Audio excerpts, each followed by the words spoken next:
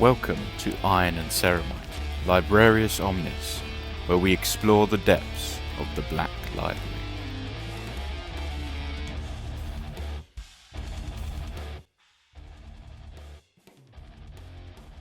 Hi everyone, John here. Just before we get started, I wanted to quickly let you know something.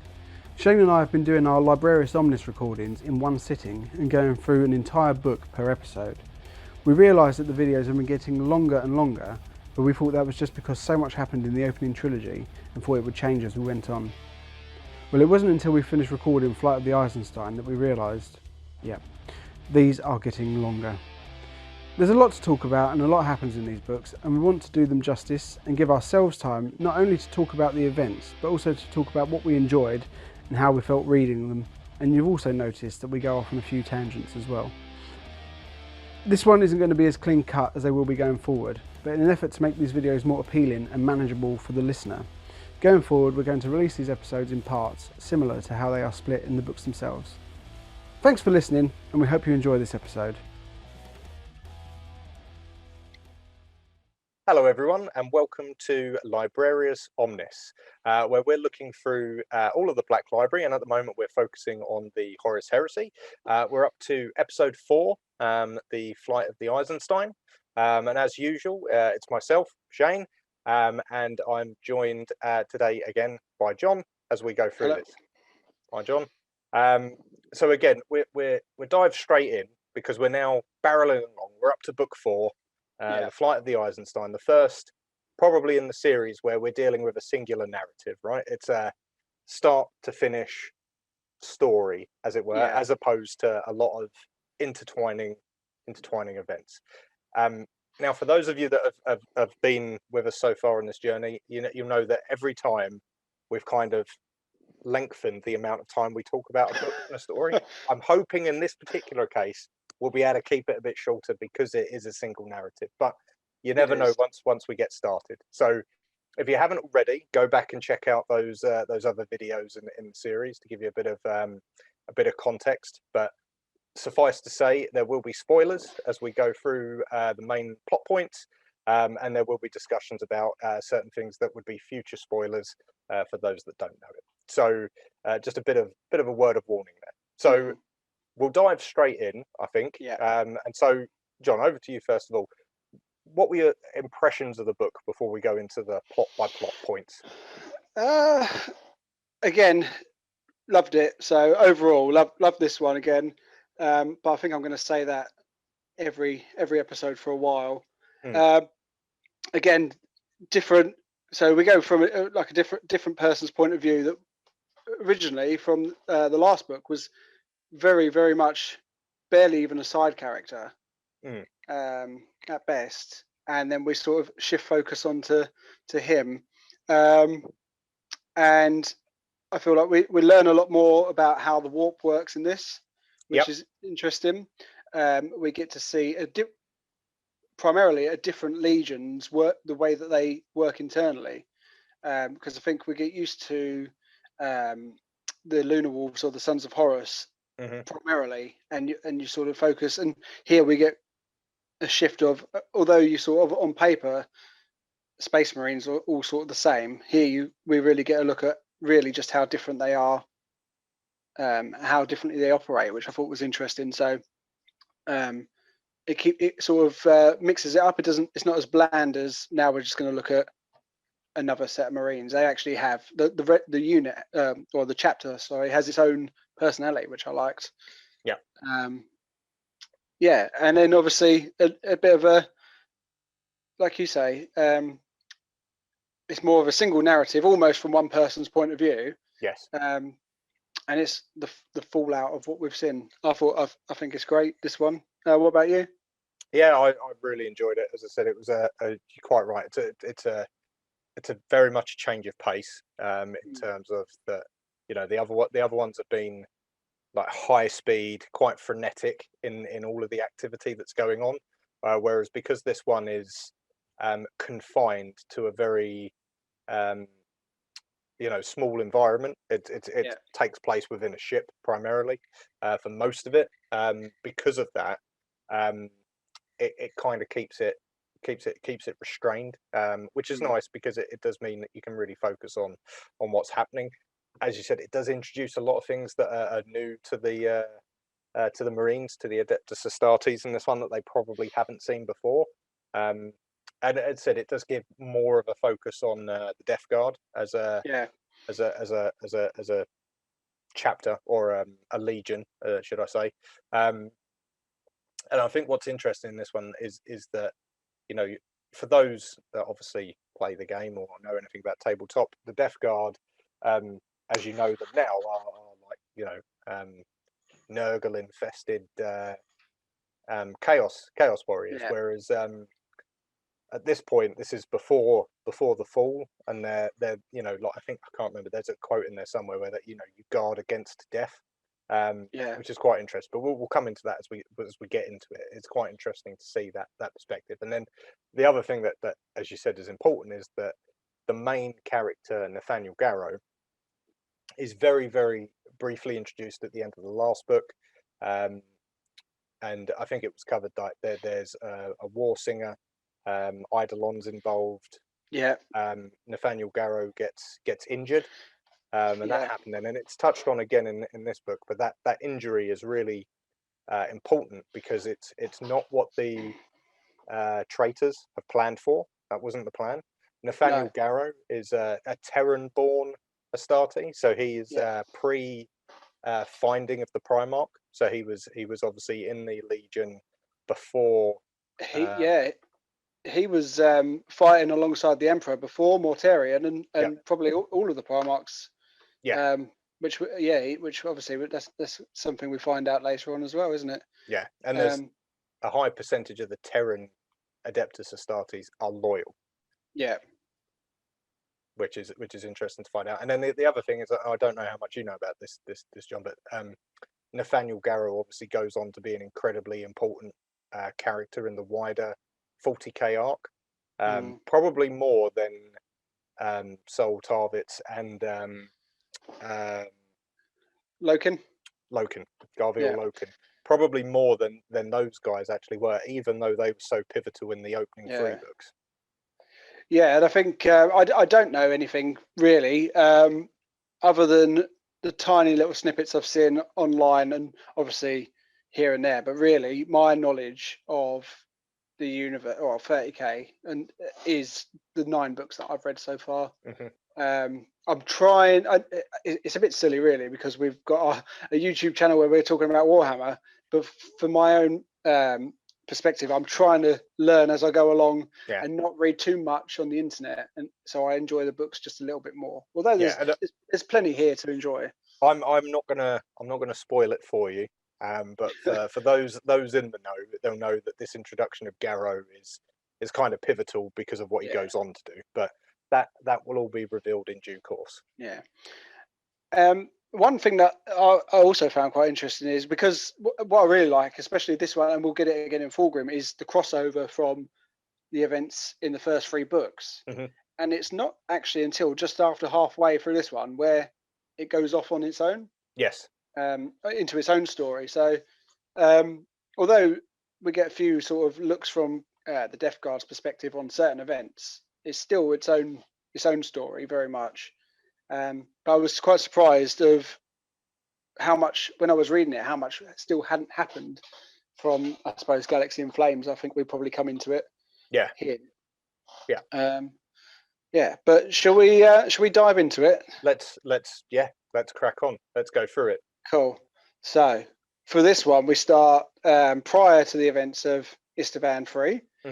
And we've got the Death Guard's fleet lined up on the edge of the Jorgul set of planetoid ships. I think they're like what are they called, where the worlds are within the ship, planet ships. Yes, yeah. You know what I mean? I do indeed. Yeah. Yeah. So and they're preparing to invade the Jorgul, another Xenos race to be exterminated on the tip of it. And here, before we even meet Garrow again, we meet quite an interesting character, Caleb Aaron, the Housecarl, which is our first example of how different the Death Guard are to legions we've seen before. Mhm. And I quite like this. I think we find out more about him as we go along, but really, he's a human and he's basically Garrow's butler. And between battles, he's the one who makes sure his weapons are seen to and his uniforms cleaned up and all this sort of stuff. And here, I think he's got Garrow. He's on his mission to the weapon servitors to get Garrow's swords spruced up, ready for the battle. And what I like about him is obviously we find out that he did actually try to become an Astartes. Yeah. But failed their trials, which I don't think we've had much touched about how you become an Astartes through these books. No, So and and that's the other thing. It changes per legion as well. So the rituals that everyone goes through are very different. But if you fail or you can't get through the trials, different legions treat you different ways. So yeah, in this instance, Caleb becomes, as you said, the housecarl. So Yeah. he effectively becomes like indentured to the legion, and still Yeah. wants to serve, but can only serve in his own way. And Yeah. it's touched upon that because not everyone has a housecarl. No. So not everyone in the legion has one. And I can't remember if it's something that's born more from the Terran side of things. Yes, it's from. We can touch on it now because we'd get to it very shortly anyway. So you have obviously, like you touched on before, Garrow's from pre-Primarch. Yeah. Where he was a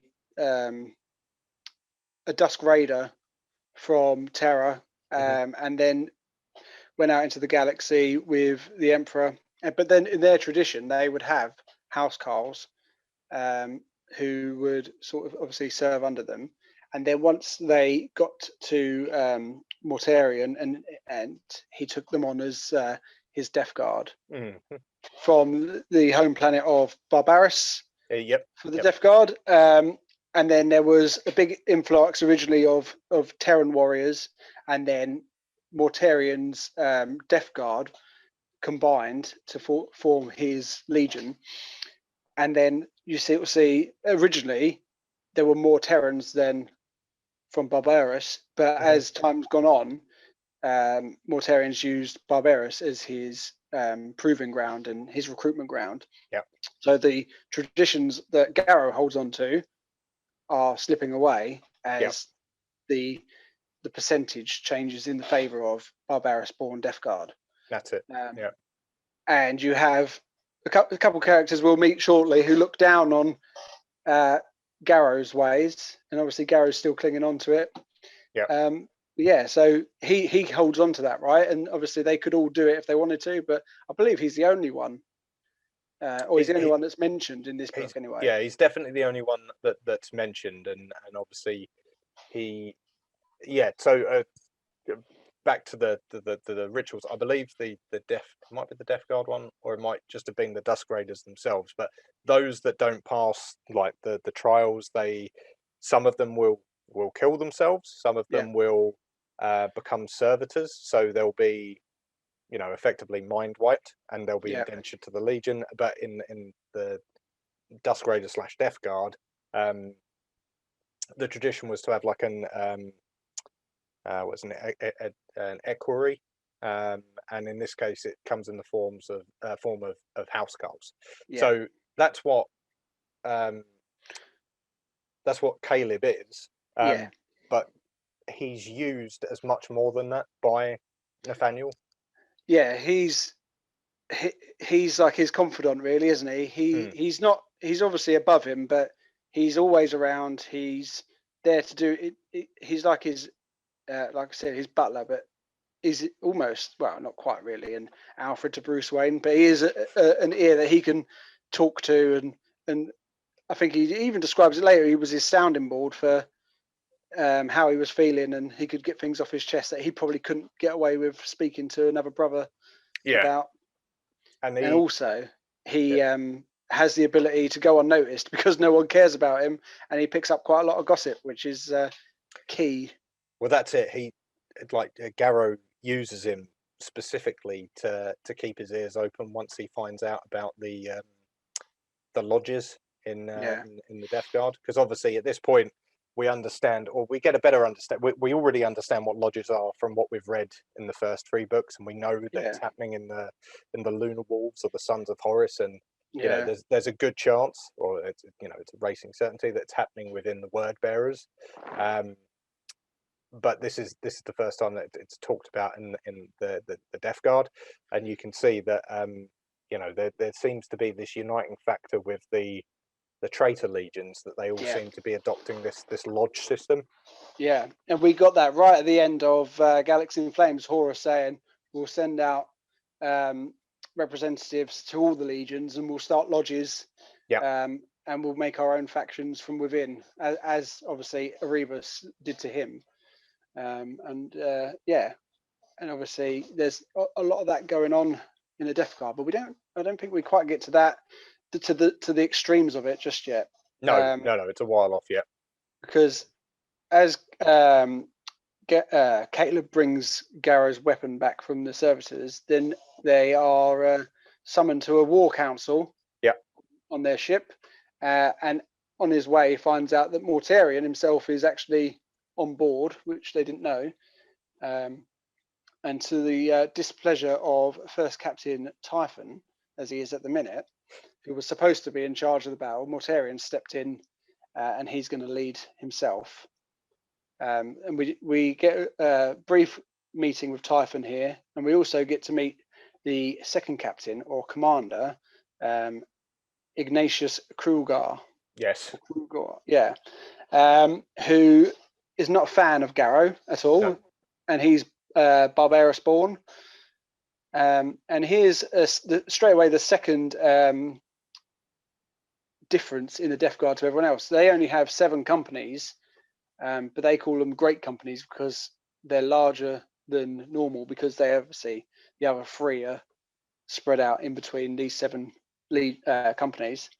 And then you have First Captain Typhon, who's obviously under Mortarion in charge, and then Krugar is known as the second captain or commander, and Garrow is the 7th captain or the battle captain. Which are old battle honors from, I think, definitely battle captains, a Terran, a Dusk Raider tradition. It is, that they've kept on to. And even here we see just how much of a dick Krugar is, because they're talking to one of the other captains, whose name I forget right now. Oh, Tamita. Who's also a captain, the same rank, and then he says, "Oh, he says, oh, Captain Kruger," and he goes, "No, that's commander to you." Not that it matters, but it matters to him, and it just shows how much he's clinging on to what little difference of power he has. Absolutely, as I said, there is that real. It's almost like the split in the Legion comes not only from those that might follow chaos and stuff like that, and Terrans remaining loyal, but it's almost like there's a schism there, like a xenophobia almost, of your Terran scum, as opposed to being this idea of brotherhood no matter where they're from. By now the Legion have been the Death Guard for hundreds of years, maybe thousands. I don't know the time history, span, but it's obviously been a long time. So strange that these sort of things still are I don't know, big factors for them, where they're looking down on him. Really, it should be, you'd think it'd be the other way around, for Garrow thinking, oh, now these new boys from this other planet are suddenly the favourites when it was me. But then you've got the new ones holding grudges against the old ones. So it's interesting because they are still from the same genetic stock. So exactly. Even though Nathaniel is Terran born, he's still the gene seed he carries is still from his Primarch. Exactly. Whereas and that's the same for Grulgor. He carries the same gene seed, but obviously they're differing upbringing from Terra versus Barbarus. Just It- makes them entirely different. They're basically identical, but just not enough for Krulgar's liking. Mhm. And then we also get to meet for the first time here the Silent Sisters, or are they Silent Sisters now? Yeah, but they are. Yeah. This is the Sisters of Silence. This is Sisters of Silence. Amandera Kendall, isn't it? Yeah. Because so they're introduced here because the reason for going, well, they were going for the Jorgal under Garrow's understanding of it's another Xenos to be destroyed. Yeah. But they've joined, and Mortarians come as well, because they've got reports of psycho activity on their ships that they come to investigate. Yeah. And obviously that's their expertise, isn't it? Seeking out psychers and destroying them. The Sisters run the black ships, don't they? Which, again, for the wider lore, the black ships being the seeker hunting, psyker hunting ships that kind of travel the span of the galaxy, picking up any kind of latent psychic humans, so that they can be transported back to Terra. And whether their gift is harnessed, or whether they're put into they become astropaths, or whether they do other things. There are obviously, this was the starting of the black ship. So you have the Sisters of Silence, who obviously, as their name entails, they don't speak at all. And then they have I can't remember her name, but there are those that are like indoctrinated in the Order, who are trying to get to the point of taking the vow of silence, but still speak, and so they communicate with a lot of the other people. And obviously you see it familiar as well here as well. Something called battle sign come up, which is where like the Astartes have their own crude version of it, where they use sign language in the midst of battle to dictate where they go, whereas the Sisters of Silence have a much more sophisticated. They can obviously speak battle sign as well, but they have a much more sophisticated sign language themselves, and they enabling them to communicate without the use of their voices. Yeah. So they've come along for the ride. Before we get to Mortarion, Garrow notices that he's got his Death Shroud bodyguards around. Now, I can never remember, how many steps is it behind they have to be? It's a maximum of 49 paces. That's it. Is what I've written down, and I did take it straight from the book, so hopefully I'm right. I can never remember why, but like, is it 7 is the sacred number for Nurgle? I think that I can't remember why. Is it? You'll have to look this up as a Nurgle player, but it's something to do with the number 7. So obviously 49 is 7 sevens, and there's something to do with the Nurgle or the Death Guard that 7 is like the sacred number, but I can never remember why. Yeah, I'll just be guessing and lying at this point, so we'll gloss over my lack of knowledge. I'm only painting the models. I ain't got as far as anyone that knows, stick it in the comments. But it is said, they're silent warriors. They're his Mortarian's bodyguards, and like you say, they're only allowed to be within 49 paces. And then the one thing I do know is that they were chosen by Mortarion himself as warriors that have done great in battle, and they've survived horrific battles where the rest of their brethren haven't. Mm-hmm. So he selects them as obviously best warriors, and then their names are actually put down in the logs of the Death Guard history as deceased. So we don't actually know who are the Death Guard, Death Shroud Terminators, or bodyguards. But they're mysterious. They're obviously in Terminator armor, so they have this bulking physique, and then they have their Man Reapers as well, which obviously only other than Mortarion, the only other person who carries this is a Typhon, because he's the first captain. So that's one of the little perks of the job. Gets a cool weapon. It is a very cool weapon. And then obviously we meet straight off from there. We meet Mortarion himself, and again another example of how doesn't matter who or how old the Astartes are, even for Garrow, who predates the Primarchs. When one walks in, how much awe they are in, like as they talk, it is like a child looking up to their dad. Yeah. And he obviously lays out the plans, and we learn that, like, his sort of perk is because of Barbarus, the atmosphere is a bit more toxic. He has sort of a natural thing for poisons, and already before they're even corrupted, their sort of thing is poison and toxic gases and stuff. Yep. And it says he has like a cylinder around his neck which releases puffs of the poisons from his home planet as well. I don't know whether it's just to make him feel like he's at home, or if he needs it to survive. It doesn't really say, but I don't think it's a survival thing. I think it's more of a. So if I remember correctly, one of the things that like Barbarus is, it's like a test of your physiology. So if you're able to survive through it, it shows how strong you are. And so for him, he's always testing his body and testing his like gene manipulated strength by surrounding himself with poisons, and that will come into one of the Death Guard rituals in a bit.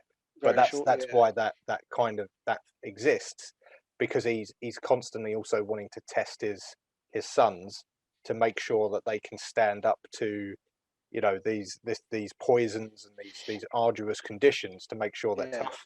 And that's also that's why he recruits from his homeworld of Barbarus, because he wants his legion to have gone through the same ordeals that he's done, to have grown up surviving this toxic environment, rather than the potentially softer Terran-born Marines. Okay, and then the last people that we meet are, very briefly, we're introduced to his friend and captain of the 4th Company, Ulis Tamita, who Garrow and he have been friends for a long time, and obviously fought a lot of battles together. And then we also meet Garrow's sergeant, Anders Haker, who I suppose is his assault sergeant, or his right-hand man within the company. And again, Krugar shows his dislike to all of them while they're waiting for Mortarion to get going. So I think that's sort of the main characters so far that we meet. We also get a very brief introduction to a couple of the other main characters as we go on. So you have the apothecary Voyan. Merrick Voyan. Garrow's apothecary, and then a couple of the men. We have Sendik, who's just one of the Astartes, one of the brothers, and also we have Decius, who Solon Decius, who is he's the youngster, isn't he? The young up and comer who likes a good scrap. And he's got the power fist, which he loves. He gets some good use out of as we go through. But I think that's the main characters all we need to touch on for now. Yeah, I think so. I would definitely at this point, because as I said, we're still like very early on, right? It's almost opening chapter. The cast is assembled, and they're about to go into they're about to go into battle and seek out these Xenos. And that throws, and I think basically they get their marching orders, and that throws us straight into the next chapter where they attack the Jorgal ships. And just before they go, we find out another reason the Death Guard have been chosen is because the Jorgal they're known to breathe, or their oxygen is poisonous to regular folk. So another reason why the Death Guard have been hand selected. That's it. And then they assault like Astartes do, where they fire their assault pods straight into the decks of the enemy ship and burst out, bombard into the enemy, and they come out in a chemical lake on one of the lower decks, and straight away are engaged by the Jorgal. And the sort of description is that they're 4 meter tall scaly creatures with 3 legs, but they all have mechanical enhancements, and not one of them are the same. So although they're the same creature, they've all had some sort of enhancement done to them to make them more battle efficient, I guess. And then it's just this is quite a good battle scene. So you get a bit of a perspective from Garrow as they're pushing through silly numbers of enemy, and we get to see Mortarion and Typhon in action, and you see they're just waving their Man Reapers around and chopping people down. Mortarion and his lantern firing out these white beams of energy which obliterate its target and turns them into smoke and ash. A bit like made me think of War of the Worlds, Tom Cruise War of the Worlds, where they're firing them beams. What a horrific way to go, I think. It does sound like that. I mean, it's the first time, like, I'd read about the weapon, in various codexes and stuff like that beforehand, and you got no idea. Like, this is the first time you read about it in action. You go, what is this thing? What is this lantern that basically just wipes out a row of whatever's in front of it? Like, it's a very cool weapon. Yeah. And that explains why he's like 490 points to play. Because he's a beast. It's worth the investment. Yeah. Maybe one day I'll get one. But yeah, so you've got they're off to one side, fighting. Garrow and his men are fighting through, and you get Decius off ahead, getting swamped because he's in it for the fight. I think he gets swamped and has to get pulled back and reprimanded to say keep in with the squad. Yeah, stay in formation. Yeah. Although you're a good fighter, do what you're told because you're gonna mess it up for the rest of us. Yeah. And then as they're fighting, Garrow notices that although they're deep in the enemy, he looks up and notices that there's a bunch of airborne Jorgal coming in with augmented wings, and obviously he points it out. And Mortarion notes that at the time, notes and mentions to Garrow, like, well done for having like your keen battle senses and pointing this out, because this was a distraction, but the main attack's coming from the sky. So just sort of shows why Garrow is one of the elite. Yeah, him, and it's quite interesting in that regard because, as I said, it comes into it a little bit, but Mortarion doesn't seem to have the same issues that like potentially as other or like the Barbarous born sons seem to have. They're a bit more he's a bit more willing to take to recognize the value that Garrow brings. Yeah, and I suppose like at this point we don't really. I mean, I don't know if it's anywhere else. We don't know the history of the Legion. We don't know why Garrow's 7th captain and Typhon's and Krulgar are 1 and 2. No, but obviously there's only 7 of them. And he's one of the captains, so obviously Mortarion's picked him for a reason. So there must be some sort of respect or whatever there for him. And he'll obviously have his opinion above other captains, won't he? Yeah. And again, he was there first. He was there before Mortarion was.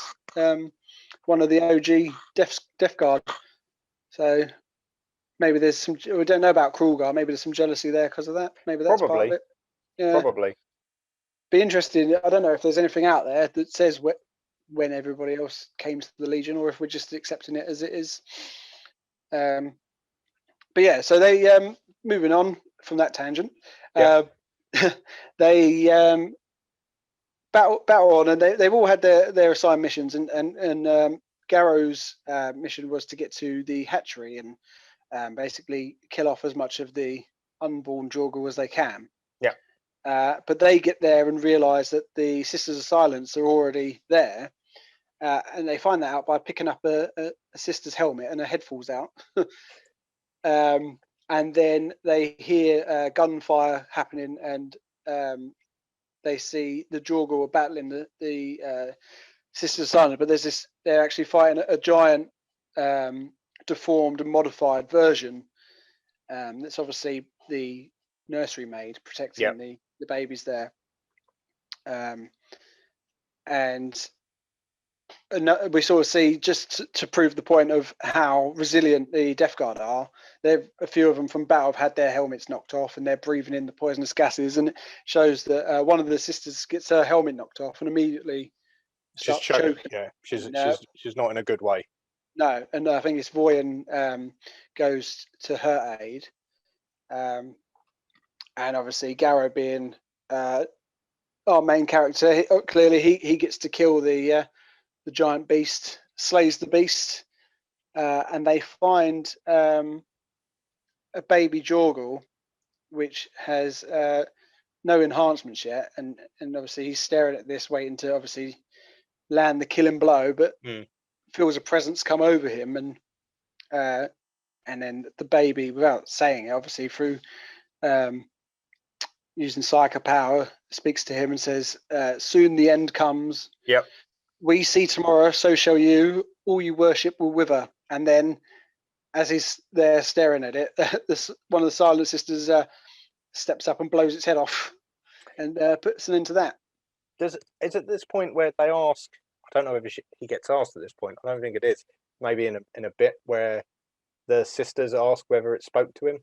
It's basically immediately after that. So I think if we was watching a movie, it would have been bang, cut to black. Next scenes, Garrow back on the ship with the Silent Sisters. With what was her name? Amindra. Yeah, I have to keep looking up her name. I've got it right here in front of me. You were very close. Amandera Kendall. Amandera Kendall. So like I say, so they would cut to black, and then he'd be stood there with her, and that's it. That's when with her assistant, and he confesses, the alien did speak to me. He doesn't tell them what, but she commends him and says, "Well, you were able to resist whatever it was that was said." And they have a bit of a moment, exchange of respect there between each other. And then he sort of asks like what they're doing next, and she points out into space, and that's when he sees their black ship, twinkling in the starlight. And then they part ways from there, and then really setting off into motion now. Caleb, as always, takes Garrow's weapons to be serviced. And as he's doing it, he comes across Grulgor speaking to another Astartes, and as he's trying to stay out the way, he notices Krulgar pass a small token over to this other Astartes. Obviously, we know what that is. A token. Yeah, being a token for the lodge, and then obviously in his panic to get away, he startles, knocks the tray and makes a noise. So Krulgar notices that he's there and rounds up on him, and obviously he doesn't like Garrow, so probably we really see how much he hates just the idea of the housecarl here. And he's sort of laying into him and saying, "I should have you killed for being a spy," and all this stuff. And as that's going on, Voyen steps in to save Caleb and says, "I don't think Garrow would appreciate you waylaying his man here," and is able to escort him away. And obviously Caleb confides into what he saw. And Voyen says to him, "Oh, do you mean the Warrior Lodge?" Which obviously shocks him, because this isn't something that's supposed to be spoken about out loud. And probably Caleb probably isn't even supposed to know about it, really. No, definitely. I would have thought. And then he just says, "Look, don't worry. Don't worry, Garrow, with this," because obviously he knows that Caleb goes back and tells him things. Don't worry about this. And Caleb says, "Oh, why shouldn't I?" And then Voyen answers the famous phrase, "I can't say," which, of course, if you've been paying attention, you know what that means. But nothing else is mentioned of it just yet. But we know clearly that Voyen must be a lodge member. Voyen is also part of the lodge, and yeah, it becomes important a bit further on, doesn't it? Yeah, In terms of it, and that I I can't possibly say sort of response. It is that's seeded through the first 3 books and yeah, continues through this one as like your if you're ever challenged on it, it's the first I'll rule say of the lodges is you don't talk about the lodges. It's like, exactly. um, It was that was the password to get into the lodges on the Sons of Horus, wasn't it? yeah, And that's their key phrase. So we have sort of the first sort of string being placed here, mhm, and then Mortarion seeks out Garrow with Typhon, and tells them the Sisterhood have left, and they spoke highly of you for what happened, and he says, "Oh." Makes a joke saying maybe you'll have Typhon's job one day, which again, I don't know if this was on purpose for Mortarion or if he meant it, but whatever poor relationship Garrow has with the Barbarous-born mm. captains, obviously little quirks like that, especially where Astartes seem to run on pride and this lust for power, really doesn't help him out here. No, it really doesn't. And do we? Is this the point where we get to the first or the moment Tradition. we get? Yeah, we get to the Yeah. the yeah. So keep going. Yeah, so yeah, like we said, another tradition, bit of a weird one, I guess. The Death Guard's version of going to the pub and doing a top shelf pint. Uh, It's a good Mortarion, analogy. yeah. Mortarion picks out someone from battle that has shown their colours and Mhm. earn an extra layer of respect, and he'll take them aside, and they will share Typhon as first captain, Mortarion, and the chosen Astartes will drink a special brew of poison brewed by Mortarion. Yeah. And they'll have a chat and raise their glass and drink together. And obviously, Mortarion drinks it like he's drinking water. I think it's described. Typhon reads it and he gets red cheeks, but that's about it. And Yeah. then Garrow has his, and he's fine, but obviously it takes his breath away. And I think having the Astartes healing ability, obviously, is what saves him really and keeps him going. It definitely makes him feel a bit unwell. Yeah. But I think it would be like it would kill a normal man, right? It's that poisonous that it is, as you said, it's the Astartes physiology that Yeah. saves him. It's all the gene enhancements that save him. Obviously, Typhon has done it so much now that his body's adapted to a degree, and obviously Mortarion, it's not going to touch him. He does it to like test his troops, right? But Yeah. it's almost seen as an honor to drink poison with the Primarch because you've been selected to do so. Yeah, and that's his kink, I suppose, and pick out someone who's shown great value, and they have their chat, and he sort of explains it. It's like Garrow says, "Oh, I just did my job," and he says, "Well, we need to honor those who where necessary because we need to show that you still have value. Even the most steadfast warrior will eventually feel unvalued." Mm-hmm. And I obviously think it's sort of an off comment there. For really, on the surface, it's Mortarion saying, "Well, I just want you to know, I appreciate all that you're doing."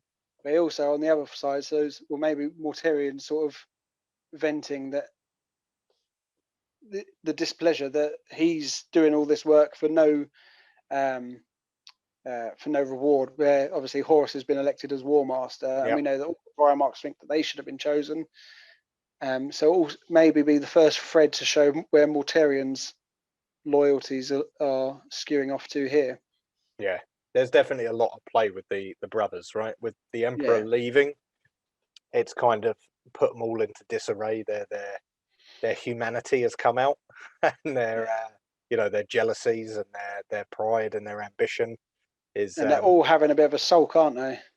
They are a bit. They're like, Dad's gone, and he's not sorting out their fights anymore. Yeah, that's exactly it. And now, and they all think they could do it better than the other one. Yeah. but Dad's not here to tell them that, and they just have to get on and just accept that it's all, like we say, the theme here is pride, isn't it? And everyone's pride's been hurt. Even Horace, who's been honoured and chosen as the leader, still weren't good enough for him because Dad decided to go home and leave him in charge of his bratty brothers. And then, so from here, we find out that they're actually going to go meet up with Horace. As they've got, then they're going to roll straight onto their next mission. And he says, we're going to go and tie up with Horace. And we find out Garrow served with the Lunar Wolves in the past. Yep. And Mortarion says, oh, they're now the sons of Horus. And sort of that shows where we are now. We are definitely towards the end of the original trilogy. Yep. By the time they get there. And the last sort of part before they do go is Mortarion asks Garrow's thoughts on the warrior lodges and says, what do you think?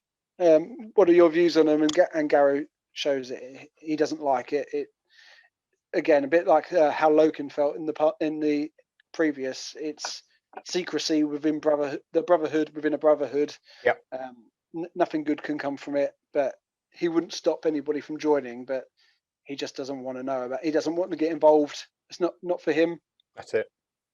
He's not as militant about it as Garviel Loken, but he doesn't want to see it. He still doesn't agree with it.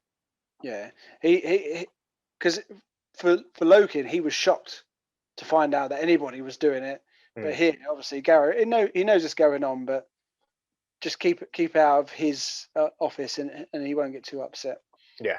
And I don't know if this was sort of Mortarion testing him, or measuring up for the future, because we'll find out shortly that before they go to Horus, I think the plan's already well underway, and Mortarion's already chosen his part, and I think he's trying to level up to see where Garrow's going to fall.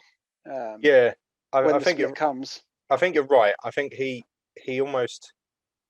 I think he wants Garrow to be on his side. I think he does. I don't think he wants to lose Garrow. I think it's quite. I think whereas the other ones, the Barbarous-born captains, would they're like, fine, get rid of him.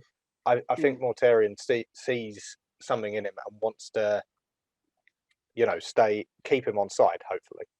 Oh yeah, and I think he's proved himself there. Like, obviously he's chosen him to drink with him, proved himself on that last battle, and obviously he is 7th captain or battle captain, so he's obviously worth having on side. Yeah. And he's just trying to measure him up to see where are your loyalties? Are they with me or the Emperor or the War Master or exactly where? And obviously we have Typhon goes off and speaks to Grulgar, and they have a bit of a slagging match about Garrow being chosen over anybody else. Yeah. Typhon says, "Oh, I might have a job for you. Some things are happening, but I'll let you know." And obviously gives Grulgar the little attaboy that he's been after. Because at this point, Garrow they haven't had the engagement with the War Singers yet, have they? No, not yet. They're no. So we pretty much go into that now. We join up with Horus and Mortarion. Oh, another honor that upsets everybody else. That Mortarion asks Garrow to escort him to the War Council above anybody else. He wants him, so he's trying to keep him under his wing and bring him into the fold. And he takes him, and while they're on their way, he shows him the footage that we've already seen, the hologram of the female officer screaming about rebellion and people being killed in the background. And I think we get a bit more of detail than what we saw before. Garrow sees the whole thing, and it obviously gets his bloodlust up, because we're going to go kill rebels, and what we don't like rebels especially on planets that we've already taken once. Yes. And the War Singers were a surprise before, but here, the footage, like I say, the extra bit of footage that we see is when we're saying Prow has gone mad and the War Singers are with him. Yeah. So I don't know what level of knowledge of Warsingers we had before this happened, but there must be some, because obviously jumping ahead, we find out, or jumping back even, how Eliodon was able to destroy it. Yeah. So there must Yeah. have been some knowledge that what a Warsinger was before. Yes, it's definitely not the first interaction like they've had with them. They're aware of this type of like, say, warrior, whatever you want to call it, but they're aware of this phenomenon.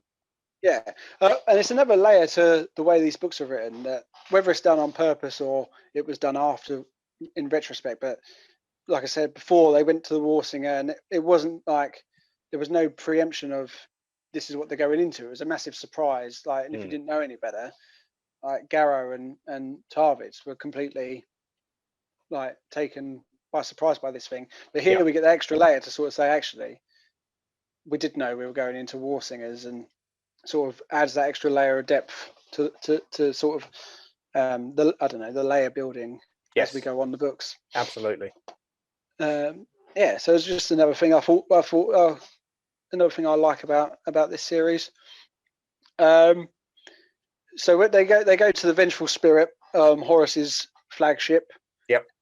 And as they're going through, obviously they don't know exactly what's happened, but Garrow's looking around thinking, well, normally when a Primarch would arrive, there'd be a bit of a celebration. There's a severe lack of Astartes, there's a severe lack of the normal humans that we'd get here. Yeah. Who would watch and make a fuss. And Mortarion explains to him there was a recent incident where some civilians were killed because they walked into an unsafe area. Yeah. So obviously Mortarion must know what's happened, but we'll keep that on the quiet because that'll just ruin things for later. Yeah. And as they're walking along, Garrow notices an old man hustling along the corridors with some screwed up paperwork, who looks like he's a bit worse for wear and in a rush. Doesn't know who that is, and then that's the last we see of that guy for a while. Yes, indeed. We know who that is, but we know who it is. Yeah, and then they get to the War Council, and he's again taken aback just by the statue of Horus, and notices normally the joint force that is the Mourneville are split, and he notices that Loki and Torgadon were on one side and Abaddon and Axamander stood to the other side, and he can just sense the tension there. Yeah. He doesn't know why. He doesn't know what's been going on, but slowly, just by coming onto this ship, he's not even been on it for too long, and two things have happened now that something's going on. And then Horus speaks the words I've written down, with our brother Mortarion, we are complete. And I think that is our proper first cement of where Flight of Eisenstein and the last three books properly tie together. And that's it. It's the crossover point, isn't it? Yeah, and we see a few, and now we're seeing events that we've already seen through another set of eyes. And then we basically get told here that the Death Guard are going to go with the sons, the Emperor's children, to Istvan Extremis, and they're going to take out the sensor network that's out there. Yeah. And you're gonna do that before we move on to the main battle on Istvan 3, and then we get to meet. Garrow gets to bump into his old friend Tarvitz. He does, yeah. And they have a brief chat, and then again, just sort of, which is key for later on, shows that they have a prior history, and they're battle brothers, and they've fought together so much and respect each other. They both wear, I can't remember what it's called, but they both have the same sort of symbol that they share on their uniform. On their, like, I can't think what the armor piece is, but it's like on the same part of their armor, the cleave or whatever it is, their armor on their arm.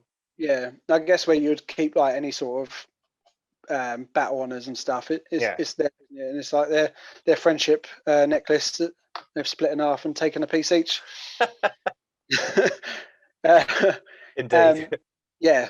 So, yeah, and we just get to cement their friendship Only briefly, but It sort of really cements how far back these guys go. and it's important context for not only what we saw happening at the end of Galaxy in Flames.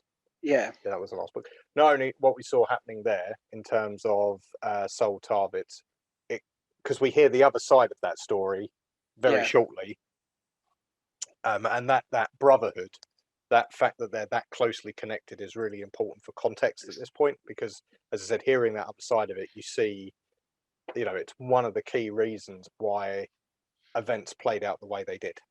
Yeah.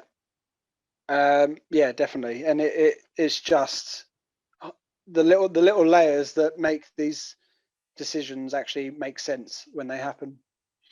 Yes. So then, so we jump from there, and we go back to the Endurance, and we go back to Sergeant Haker, Decius, Sendik, and Voyan. Yep. And they're talking, and obviously as they do, and Voyan lets slip and mentions the upcoming battle details on Istavan Extremis, and the men are surprised because they say, "Well, how do you know this? Garrow isn't even back yet. He hasn't briefed us." And they're trying to get it out of him, and he won't, and he won't tell them. Yeah. And then here's a bit of the one plot hole I found is that Voyan is clearly an idiot, because the only reason they get anything out of him is because they see that he's holding his brass lodge token. Yeah. And then they realise, they say, "Well, set in your hand and get it out of him," and realise that he's part of the lodge. Yes. And he sort of they're all shocked that he's one of Garrow's men, one of Garrow's chosen men, and he would dare join the lodge. And Voyan says, "I'll do what I want." Voyan's don't taken be so aback by it. close-minded. Yeah. Yeah, he's very defensive, and I can join the lodge if I want. There's nothing dodgy going on. Don't be so close-minded. Garrow just doesn't understand. Yeah. And sort of tells a few truths, or what he thinks are truths. And then probably to his shock is Garrow walks in, and they find out that Garrow heard almost everything that he said. Yeah. And as we already know, Garrow is not a fan of the lodges, and although he said no, he's not going to stop anyone from joining, I think he was just probably didn't expect that anybody would under his command would actually be party to it, especially not one of his closer men like Voyan. Yeah. And they do have a bit of a discussion about it, don't they? Yeah, they do. And sort of Voyan, he stands up for himself and sort of says, "Look, it really isn't a big deal. It's just a place for men to talk." He says it's where the men can after battle. It's his place to get to know these people that he's treating. Yeah. Where with no rank and no worry of repercussion, and he can actually form this brotherhood. I think it was quite interesting hearing it from Voyan's point of view, because I think up until this point, I hadn't really ever been sold on the lodge idea. I was very much in the Garviel Loken sort of school of thought, where these are no good. And actually hearing it from Merrick Voyan's perspective, being the loyal Astartes I am, I would never join a lodge. But hearing it from Merrick Voyan's perspective, I kind of got it a bit more and thought, actually, I can understand why Voyan's done this. He is looking at it maybe a bit naively. Maybe he's being a bit naive. Maybe he's being a bit too innocent with it. But for him, it isn't anything untoward. It isn't anything strange, and it is something that actually, helps him as a marine, and more importantly, an apothecary. I think it's more important for him because, again, it's like they're weapons of war, and they're almost dehumanized, and this allows him to sort of maintain that kind of human nature, I suppose. Well, definitely, and I think it's another example of why the lodges are key into getting, I'd say, the rot into the core, because, like you said, with Voyan, he wants a place where he can go, and he isn't working, and he can meet these people, obviously people that he's treated and he's fighting with. Yeah. A place where they can sort of relax and become friends, and not just battle brothers, but actual friends. And it's a place where they go to belong. And then Erebus turns up and starts whispering into one person's ear, and because he's friends with him and he's friends with him, they say, well, it can't be that bad, because I mean, how long have the lodges have obviously been around for a long time anyway, and nothing bad's happened yet. So why would this new trend be a bad thing? Because we all go along with it, we're all together, and it just sort of shows, it was a very clever idea of get to the inner circle first, and that's where you're going to get your core supporters. But Gary does say to him, if anything happens within this lodge that makes you want to turn your back to the Emperor, you must leave the lodge immediately. You can be part of it, but if anything shady's happening, you're coming out. You're out. Yeah. And that's a bit more of an order. And they sort of and Boyan swears on it and obviously agrees. Yeah. And then this is where Garrow goes off and has a bit of a meditation, and as we've already touched on, they go over a bit of his history and how he became part of the Death Guard. Battle captain for the Death Guard, yeah. Exactly. So from there, we jump into battle. Yeah. We have the Death Guard have the honours of landing first, and they go straight onto Istvan Extremis and start fighting the Istvans. And here we get they're making their way forward, and another scene of Decius with his power fist jumping ahead and really just ploughing his way through, because apparently he just loves to punch people's heads off. I mean, if you had a power fist, well, you'd be definitely right into it, right? Exactly, yeah. Decius loves it. He loves mixing it up. Like, he wants to be in there. So he's got youth on his side. Exactly. So he charges off, and he's more than happy. Yeah, and we very quickly get inside. I think it was the temple, and we get our fresh look at the Warsinger. Yeah. And obviously from Galaxy in Flames, by the time Lucius and Tarvitz turned up, the Death Guard were already in fighting.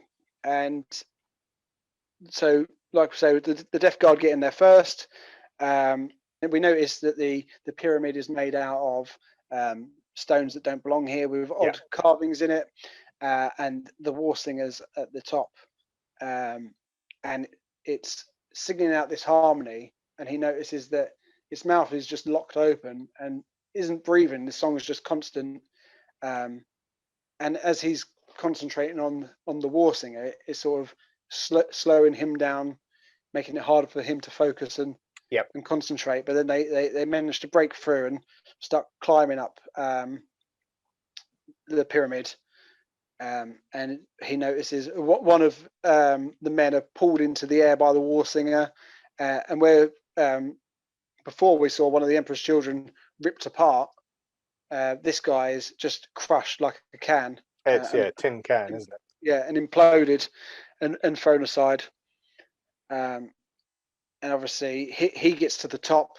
He and Decius get to the top and face off with Warsinger, and she's just obviously too powerful. And it says that Garrow knows that the only thing that could actually kill it is another level of noise, like another a sonic weapon would be the only thing to kill it. Yep. Which brings me back to my point earlier. Obviously, we've had the Stars had some dealing with Warsingers in the past, because obviously that's how Eliodon will conquer it shortly. So the Warsinger aims a killing blow at Decius, and Garrow, ever the hero, dives and manages to knock him out the way, and is sent tumbling down down the pyramid. And then obviously when he comes to, he realizes he's missing a leg. Yeah, and like if you flick back to Galaxy in Flames, Sol Tarvitz was witnessing all of this. Yeah. So he saw this happen, saw like Garrow saw his leg come off, saw him fly down, and Yeah. obviously now we're seeing it from Garrow's point of view. Yeah. And then, so we're here, Tarvitz is now piling up that pyramid to get revenge. Garrow's on the floor, comes to, he's still got his sword, but he's lost his bolter. And Decius comes to and realizes that Garrow saved his life, and comes over and realizes the poor state he's in. And Garrow's saying, he says to Garrow, I'll get you out of here. And Garrow says, no, get me up. I'm going to lean on you and we're going to carry on the fight, which is exactly what they do, until just, even for him, like the blood loss is too much and he slumps down. And Decius runs off to find Voyan. And as he finds Voyan, the Warsinger is killed. And he takes Voyan over to Garrow. And as they get there, there's already an apothecary treating him. Fabius Bile is there, and they have a little bit of an exchange, but I don't think any harm was done. No, I think Fabius at this point, again, what a name. Fabius at this point is, he may be up to hijinks. He may have be doctoring like Eidolon with, alien voice boxes and stuff like that. But he is still an apothecary. He hasn't no one's fallen to chaos at this point, as it were. Some of them may be being traitors or are going to turn traitor, but they're still ultimately doing their jobs, even if they're doing other sketchy things on the side. And of course, I can't remember. I don't think this is the first mention, but you've mentioned it. His sword, Libertas, which comes up a lot in the book. Like his sword is named. It's called Libertas. I believe it is a Terran sword, right? Yeah, he's had that for forever. a long time. Yeah, that's like his pride and joy, isn't it? It comes up like he's got oaths sworn to it. It comes up all the time. Yeah. That's his big thing. And again with Caleb, it is noted, like the first time I meet Caleb he's inspecting the sword and he's very impressed that like all the marks and chips are off of it, and it's as good as new, because it's sort of Garrow's pride and joy. It is it's an old Terran weapon. Yeah, and when he comes round, then he wakes up, realizes he's still got a brilliant grip on his sword, but his bolter that was in his other hand, that's long gone. So it just shows that even knocked out, I'm keeping that sword. But bolters come and go. Libertas does not. No, exactly. So Garrow's now, he's unconscious from his injuries. He's unconscious, and he goes into a bit of a dream, and this is the first step towards Garrow's ultimate fate.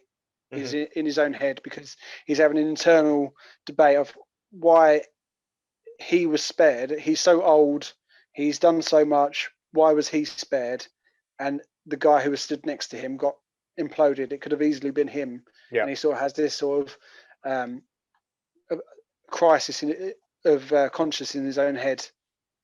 And he's thinking, it's just pagan superstition. There's no such thing as fate. It just happened. It happened to be him. Bad luck.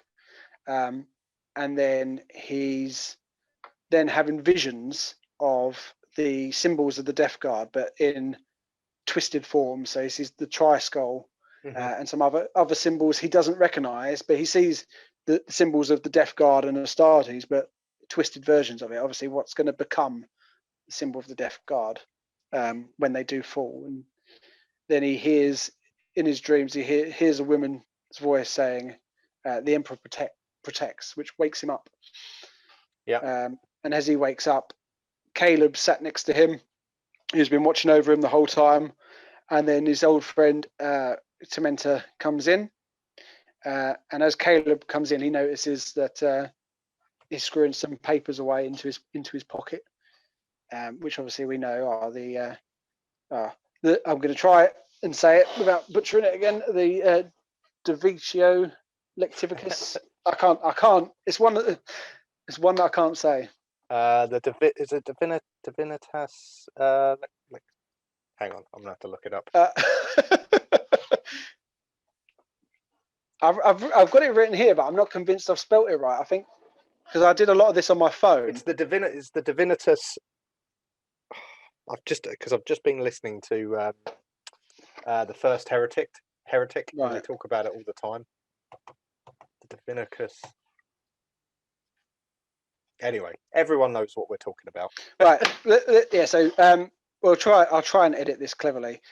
He's reading the papers, which we know have obviously been circulating from previous ships, from previous books, and he stuffs those away, and nothing else is said.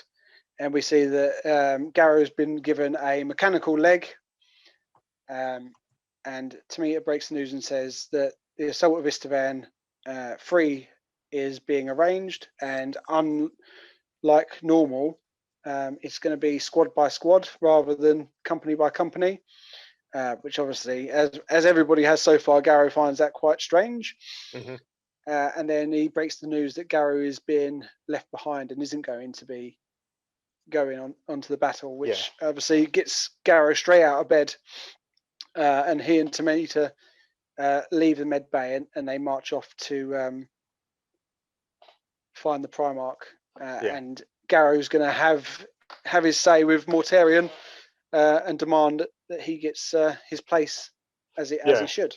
Because although it, as said, he's got his prosthetic, his like android leg, like robotic leg, but he is limping a bit because it's not taken. He's still getting used to it.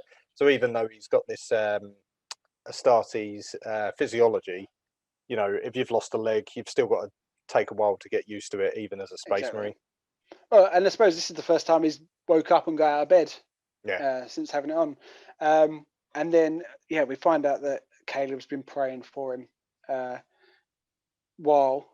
and again, we touched on it on the last book, but it just shows that obviously him getting his leg ripped off was just another turn of fate to put him where he was ultimately, because they then march off and they bump into Grulgar, who's also on his way, and he tells them Mortarion's already left, so you'll have to tell Typhon. And they burst in, and Typhon's obviously quite shocked to see Garrow up on his feet, kicks Tamita out, says, "You've got work to do. I don't want you in here." And he flat out denies Garrow's request to join the battle, and says that he says, "You're not going." And as Grulgar's smirking behind him and laughing, he tells him, "Well, you're not going either, so wipe that grin off your face." It's a bit difficult, isn't it? Because, like, if anything, sending Garrow down to join the battle would actually solve their problems. But at this point, Mortarion, you know, he knows. So Mortarion knows what's going to happen. And he hasn't made his mind up on Garrow. So he's like, this is almost an excuse to not send him because he's not combat ready. Exactly. But at the same time, Typhon, who is not happy about Garrow not going down there, is then, as I said, he's like, right, well, you're not going, Garrow, because Mortarion said no. But you're not going either, Grulgar. Because you've got work to do. But that's the thing. Typhon even says to him, he said, "If it's up to me, I'd let you go down and stumble your way to death as you chose fit." But Mortarion doesn't want that. So you are going to both be in charge of the reserves and the fleet. You'll be picking off anybody that tries to escape the planet, and you'll just be listening out for command. And he gives Garrow his orders and kicks him out. And then he keeps Grulgar behind, and he says, "You're going to." And Grulgar is obviously about to have a bit of a hissy fit, and Typhon said, "Well, you're going to keep an eye on Garrow. You'll be together, and if it looks like he's going to step on our plans, then you take appropriate action." Which obviously he's happy. And Garrow goes back to his men and gives them the news that they are to be moving on to a frigate called the Eisenstein. The title of our book. Indeed, we get there in the end. Exactly. Almost halfway. So we're on the Eisenstein, and as they're boarding that, Death Guard again have been chosen to lead the spear tip, and Tamita, captain of the 4th Company, is full of pride and joy because he's been given overall ground command because Typhon isn't there. Grulgar isn't there. I don't actually know who commander of the 3rd Company is. I don't know if we find that out. But I don't know if we actually get a name. No, I mean, we probably do at some point. But yeah, no, you've got Typhon, because Typhon isn't on the flagship, is he? No, he's gone to his own ship. He's been told he's gone to the I do know what it's called. Yeah. Terminus Est. That's it. Yeah. You got it. So he's gone there. Grulgar has been sent to the Eisenstein to look out and keep an eye on Garrow. So maybe the 3rd Company isn't here, but they're not mentioned. So Tamita's been given ground command, and he's full of pride for his role. Poor sod. if only you knew what was coming. Yeah, don't be friends with the main characters because it's not going to end well for you. Yeah, red shirts in Star Trek. It's like if you're in a red shirt and you're beaming down to a planet, you're not coming back. Yeah, unlucky. Yeah, but for the time being, they're having a great time. He's in charge. They've got the Titan, the Desiree, above them, giving them cover and support. Loads of cover and fire. Everything's going well. They're taking out the trenches. This is all good. Yeah, and they're having a great time. And then on the Eisenstein, they're all disembarking from their ships on board. And Garrow counts out. There's an extra Stormbird has landed, but no one's getting off of it. Yeah. And he's just okay. That's a strange one, but. He gets his men to go and inspect the ship. Tells his men, "You go and find some decent bunks before the 2nd Company get all the good space." He goes off to the bridge, and he says to Caleb, "You're going to hang around here, manage the servitors, get all our gear set where it needs to go. But I want you to tell me what comes off of that ship." Yeah. Because that's not right. And then Garrow goes to the bridge, and we meet the crew, I guess. We've got the shipmaster Barrack Kyra Kara, his second in command Rachel Vault, and the Vox officer Tyrion Mass, who obviously are the ship's main crew. And Gareth says, "I've got no interest in taking over. You'll still run the ship. And I'm just here. I'm in charge, but the ship's still yours. Don't worry about it." And sort of where he could have come in, all as Astartes tend to do, come in and take over and don't care what humans have to say. He sort of builds that bond with the crew, I think. Yeah, because it's quite interesting in these guys or the crew. Because, as I said, it's Garrow's approach to them is, this is your ship, and it's the first time I think we've really seen, like in the series. I know we're only a book 4, but it's the first time we've seen the Imperial Navy at work and how that comes about. And I think because it's not in the next book, it's a couple of books on. What is it? Battle for the Abyss. We get a That's good. it. Battle for the Abyss. Where you get that as literally as you've just said, that view of what happens when the Astartes come on board and kind of take over. So whereas in this one, Garrow's gone, you guys are the Navy, you do you.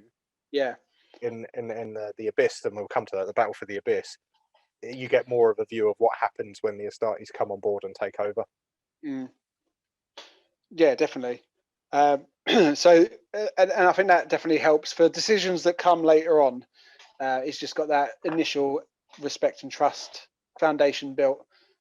And then we have Caleb is watching Grulgor's men as instructed. Mhm. And he sees that what they're unloading but can't work it out, and follows them as far as the gun battery and notices that they've got just vats and barrels of some sort of chemical. And then he realizes that, oh, this isn't right. This is a virus bomb. Yeah, this is And no again, sticking to the way that, well, sticking to form, he turns to run and goes straight into another servitor and makes a noise and has to hide. And as he's cowering down some dark corridor, a hand reaches out and grabs him, but that turns out to be Voyen. And obviously, Voyen is a lodge member, so probably Caleb's not feeling too good right now. But we get we actually find out that Voyen is actually a man of his word, because he says that is World Eater virus. You need to go and tell Garrow, and I'll stay here. Yeah, so it's interesting because it shows, like, Voyen, as I said, he's a man of his word. He's torn. Like, he doesn't know, like, as I said, for him, the lodges was something that was actually innocent and pure, but it's created this insipid issue with the Legion. Yeah. And then again, this book doesn't do it too much, but because now we have events happening all over the place, there's a couple of jumps in between each paragraph jumping around, because we go back down onto Istvan, and Tamita and his men they come across a bunker that they can't breach, and they've got the Titans destroying everything, and they realize they're trying to raise it on the Vox and say, come support us and get through here. Yeah. And then the Vox officer says, no, there's no comms, we can't get through to them. And obviously we know from previous that's Horus's agreement with the demon from the warp of, you guys are going to be fine, but your enemies, they're not even going to be able to talk to each other. Yeah, that's it. So there's things going foul here. And then back on the bridge of the Eisenstein, the Vox officer gives them the command. There's a craft on an unauthorized flight path being pursued by fighter ships, and Eliodon has told them they need to shoot it down. And because Garrow's not just a regular bloodthirsty following the orders, I'm not just going to shoot a ship down with no information. I'll get on the comms and find out what's going on. Yeah. And then he discovers this is good buddy Sol Tarvitz. Yeah, it's that thing, isn't it? It's like he's got a random. This is Eisenstein again, like, because no one really outside of the Emperor's children really respects him, and it's like, Eidolon's given an order. Yeah, whatever. I'm going to check this out myself, and because it's an Imperial Thunderhawk, he's not.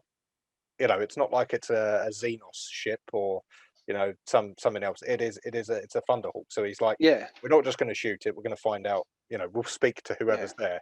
And then, as you said, it's his old battle brother. His cross Legion pal, Sol Tarvitz, and he's like, okay, well, let's hear what he's got to say. Yeah. Well, I suppose we didn't mention it before, but when we were back on the Vengeful Spirit and he bumps into Tarvitz, he does say, in that meeting, Eliodon got chewed out by Horus, or by Angron, and Horus didn't say anything. So again, there is, like you say, there's no respect for him really, because no one likes Eisenstein. Even he came to represent Fulgrim, and even the Primarchs don't take him seriously, as seriously. But that brings us swiftly into part 2, A Sundered Vow.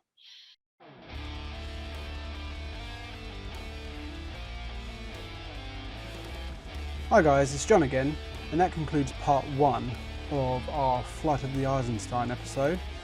Check back on our channel over the next couple of days for part 2 and then part 3.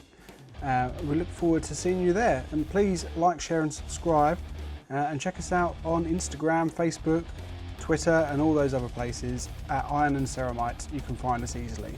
Take care and see you soon.